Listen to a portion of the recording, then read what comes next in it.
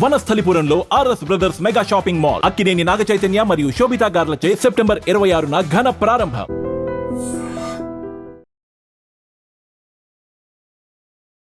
నాకు ఫస్ట్ ఒక భార్య ఉంది. ఆ అమ్మాయికి కూడా ఎన్నో ఇబ్బందులు పెట్టిస్తున్నాయి ఈ అమ్మాయి వాళ్ళని.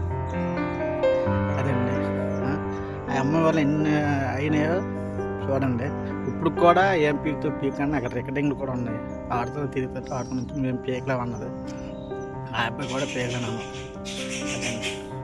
ఒక సాగుతో హావలే.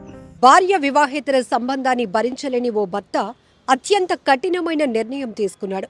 నా చావుకు, నా కూతురు చావుకు నా భార్యే కారణమంటూ సూసైడ్కు ముందు ఆయన ఒక సెల్ఫీ వీడియో రివీల్ చేశాడు. ఎందుకంటే ఇంత బాధపడుతూ మేమిద్దరం నా కూతురుతో పాటు నేను కూడా చనిపోవాలి అనుకుంటున్నామంటే నేను ఎంత భరించలేనటువంటి పరిస్థితులు ఎదుర్కొన్నానో చెబుతూనే ఆయన వీడియో రిలీజ్ చేస్తూనే కఠినంగా మా చావుకు కారణమైన వాళ్ళని కఠినంగా శిక్షించాలని కోరుతున్నాను అంటూ ఆ సూసైడ్ సెల్ఫీలో కూడా ఆయన చెప్పారు.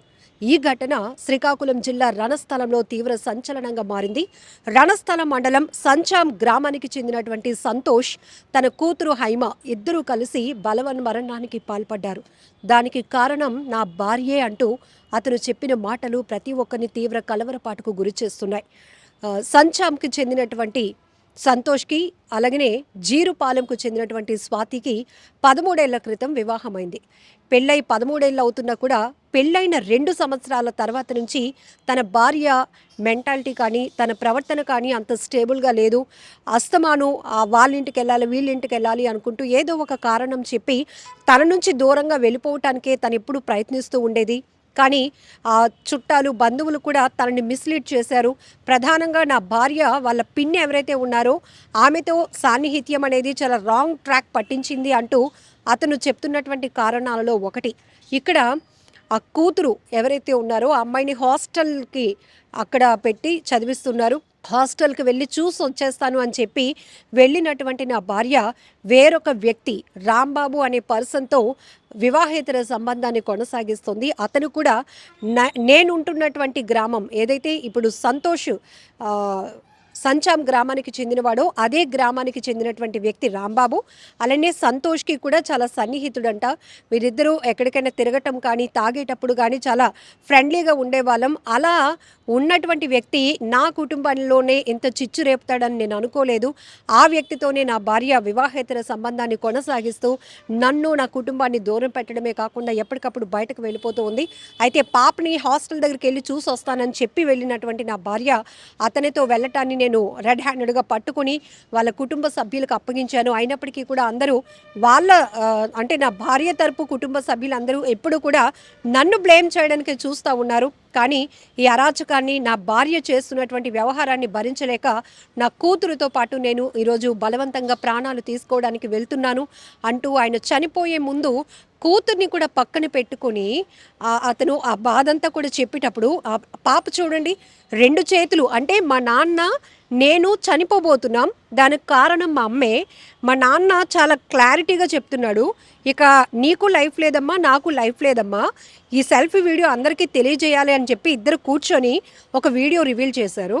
వాళ్ళ నాన్న మాటలంటూ ఎంతో దుఃఖాన్ని దిగమింగుకుంటూ వింటున్నటువంటి ఆ పాప లాస్ట్లో 2 చేతులు జోడించి నమస్కారం పెట్టి అంటే చూడండి ఆ చిన్న తల్లికి ఎంత మెచ్యూరిటీ వచ్చింది. చావు అంటే పెద్దవాళ్ళం కాదు కదా, ఎంతో పెద్ద సమస్య తలపైన ఒక బండరాయి లాంటి సమస్య వచ్చిన వాళ్ళు కూడా చావు అనే పదాన్ని వినడానికి ఇష్టపడరు.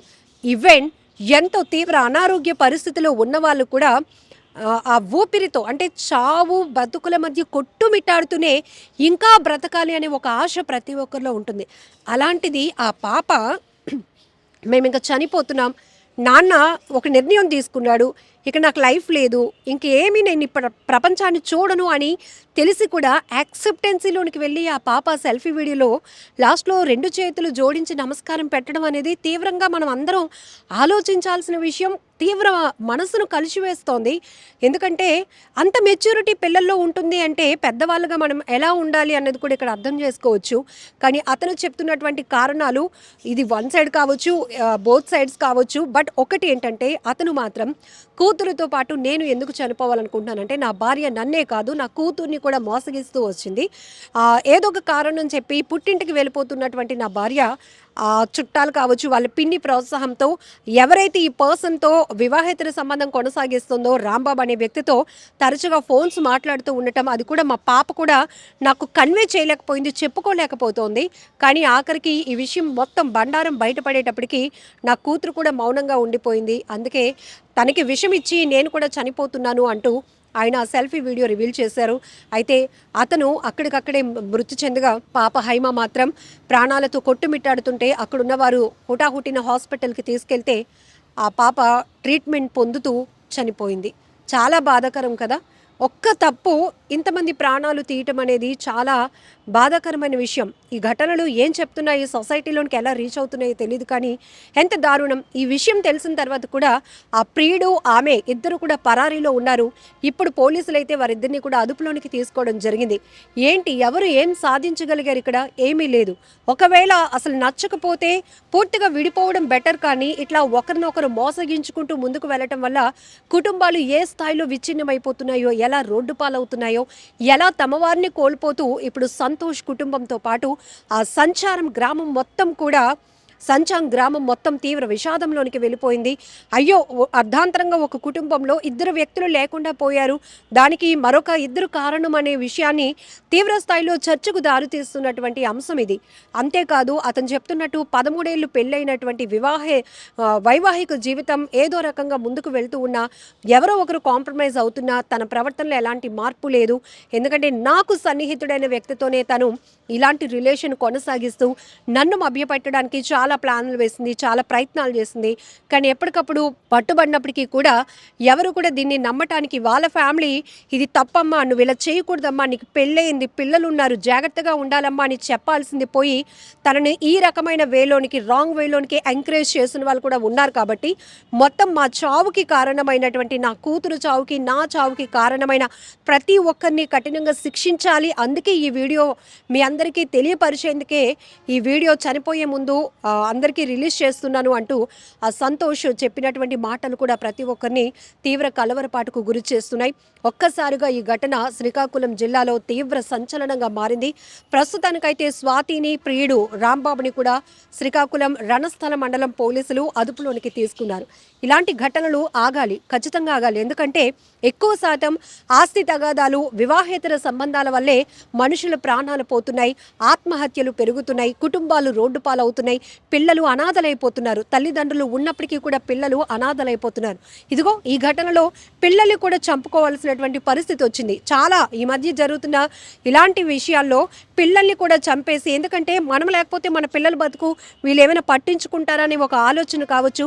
చాలా కఠినమైన నిర్ణయం అయినప్పటికీ కూడా వాళ్ళ ప్రాణాలు తీస్తూ వీళ్ళు కూడా ప్రాణాలు తీసుకుంటున్నారు, బలవన్ మరణాలకు పాల్పడుతున్నారు. ఏది ఏమైనా ఈ ఘటన చాలా బాధాకరమైన విషయం. మీరేమంటారు కూడా కామెంట్ బాక్స్లో మెన్షన్ చేయండి. పేరు స్వాతి, మా ఊరు అబ్బాయి అంచే రాంబాబు. మా దగ్గరోడు, నాతో ఫ్రెండ్లీగా ఉండేవాడు. నాతో నాటికి తిరిగి తాగడానికి ఎక్కడికైనా కలిసి వచ్చేవాడు. కలిసి వచ్చి ఇలా చేస్తున్నాను అనుకోలేదు. మా ఆవిడ కూడా పెళ్ళి అయ్యి మాకు కరెక్ట్ 13 సంవత్సరాలు, 2 సంవత్సరాలు బాగుంది. అక్కడి నుంచి సంవత్సరం వెళ్ళిపోయేది, ఏదో కొంకొట్టుకుని వెళ్ళిపోయేది. వాళ్ళ ఊరోళ్ళు కూడా నన్ను అదేదో మాయ మాట్లాడి సెలవున వదిలించుకుని అబద్ధాలు చెప్తే అదే నమ్మి వాళ్ళ ఊరోళ్ళు అందరూ నన్ను కొట్టారు, తిట్టారు, నా మాట్లాడారు. కామరాజు కూడా ఎన్నోసార్లు నన్ను ఇది చేసాడు, మా ఫ్యామిలీకి నాకు. మా ఆవిడ ఇప్పుడు కూడా ఇదిగో నేను శనివారం జరిగింది, ఆ అబ్బాయితో నిలిపింది. శనివారం జరిగితే ఇప్పుడు కూడా దందే తప్పలేదు అంత. నేను నా దగ్గర ఎన్ని ప్రూఫ్లు ఉన్నాయి, చెప్తాడు కూడా ఇది అవుతుంది. ఇప్పుడు మళ్ళీ మా పాపని దాన్ని దారి పెడితే ఇప్పుడు కూడా ఫోన్ మాట్లాడుతున్నారు. వాళ్ళ మాయలో కోడలు గాయత్రట, వాళ్ళ పిన్ని ఎరిపిని, వాళ్ళు ఎరిపినే ఎక్కువ చెడదింగిందాన్ని. వాళ్ళు ఎరిపిని కూడా క్యాస్ట్ పిల్లి నన్ను ఎన్నోసార్లు ఎట్టింది, ఎన్నోసార్లు అన్నది అనేసి బాగా ఎన్నోసార్లు నన్ను ఇబ్బంది పెట్టేది వాళ్ళ ఎరిపిని కూడాను. కానీ చెడదింగిందంతా వాళ్ళు ఎరిపినేదాన్ని. వాళ్ళిద్దరు ఫ్రెండ్స్. మన 3 నెలలు వెళ్ళిపోయిందంటే 3 నెలల నుంచి 6 నెలల దాకా ఉంది.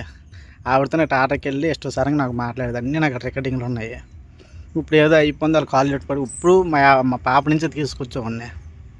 కానీ తీసుకొచ్చిన ఏదో కొంకణ వెళ్ళిపోయింది. ఇదిగో నేను పాప ఇక్కడ హాస్టల్కి వెళ్ళి ఆ అబ్బాయితో వెళ్ళిపోయింది. నేను పట్టుకుని అప్పు చెప్పి నలుగురు అయినా ఫోన్ చూడు ఇప్పుడు కూడా దగ్గరుండి మాట్లాడిస్తారట. మా పాప చెప్తుంది, మా పాప చెప్పలేకపోతుంది, జడిపించాలిగా. వాళ్ళ గాయత్రి ఉంది, వాళ్ళ బాపల కోళ్ళు, ఆవిడ చెల్లి ఇదే మాట్లాడి ఇద్దరు ఆడేవారట. అదండి, దయచేసి మా ఇద్దరు సాగు, మా పాపకి నాకు సాగు కారణం వాళ్ళిద్దరే. సస్పెండెడ్గా చెయ్యండి, మాకు ఈ న్యాయం చెయ్యండి, మీకు సోదరి దండం పెడతాం. మా అమ్మ నాన్నలు ఊళ్ళో తప్పలేదు, మా అమ్మ నాన్నలు కూడా నన్ను చాలా ఇబ్బంది పెడుతున్నాయి అమ్మాయి వల్ల. మా అమ్మ నాన్నకి నాకు ఫస్ట్ ఒక భార్య ఉంది, ఆ అమ్మాయికి కూడా ఎన్నో ఇబ్బందులు పెడుతున్నాయి ఈ అమ్మాయి వాళ్ళని. అదండి, ఆ అమ్మాయి వల్ల ఎన్ని అయినాయో చూడండి. ఇప్పుడు కూడా ఏం పీకుతూ పీకండి, అక్కడ రికార్డింగ్లు కూడా ఉన్నాయి. ఆడుతూ తిరుగుతూ ఆడుతున్నట్టు మేము పీకలేము అన్నది, ఆ అబ్బాయి కూడా పీకలేను అన్నది. అదండి, ఒక సాగుతో హావలే. అదండి, అదే మా పాపకి నాకు న్యాయం చేయండి. నిజంగా ప్రస్తుతం ఉన్నటువంటి సమాజం దేనికి ప్రయారిటీ ఇస్తుంది? ఆర్థిక సంబంధాల చుట్టూ మాత్రమే తిరుగుతోంది. మళ్ళీ ఎన్నికలంగానే చాలా విరక్తి కలుగుతున్నాం. మంచి అనిపిస్తుంది కదా, లేడీస్ కూడా ఛాలెంజింగ్ జాబ్స్ చేసినప్పుడు చాలా బాగుంటది. ట్రాఫిక్ అసిస్టెంట్స్ గా నియమించిన ట్రాన్స్జెండర్స్ అందరితో సాల్యూట్ చేయించుకుంటున్నారు. ఫుడ్ డెలివరీ ఇవ్వటానికి వెళ్ళినటువంటి డెలివరీ బాయ్ అనిల్ పై కళ్ళ ముందు